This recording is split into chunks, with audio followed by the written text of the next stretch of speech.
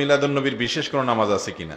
ভাই, ঈদে মিলাদুন্নবী তো ইসলামে নাই, নামাজ হবে কোত্থেকে? নবী করিম সাল্লাল্লাহু আলাইহি সাল্লামের জন্ম হয়েছে এটা সত্য, কিন্তু এই জন্ম উপলক্ষে কোনো ঈদ বা কোনো উৎসবের নির্দেশ কোরআন বা হাদিস কোথাও আমাদেরকে দেওয়া।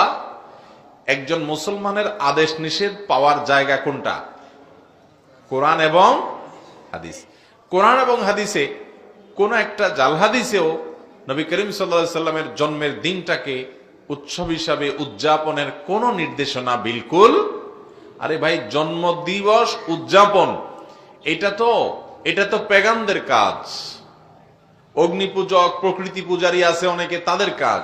এক সময় খ্রিস্টানরা পর্যন্ত জন্ম দিবস পালন করত না, পরবর্তীতে খ্রিস্টানরা ধরছে শুরু করা। ঈসা আলাইহিস সালামের জন্ম দিবস, ক্রিসমাস ডে তারা পালন করে। এদের দেখা দেখে মুসলমানরা চিন্তা করছে তাহলে আমরাও আমাদের নবীর মহব্বত প্রকাশ করি। যারা করে তারা মহব্বতই করেন, তারা নবী সাল্লাল্লাহু আলাইহি ওয়াসাল্লামকে ভালোবেসেই করেন। অথচ নবী সাল্লাল্লাহু আলাইহি ওয়াসাল্লাম ইহুদি খ্রিস্টানদের অনুকরণ অনুসরণ করতে নিষেধ করেছেন। আমরা সেই কাজই করছি। আমাদের নবীজি নিজে নিজের জন্ম দিবস বছরে একবার এরকম উৎসব করা, এটা তিনি করেন নাই।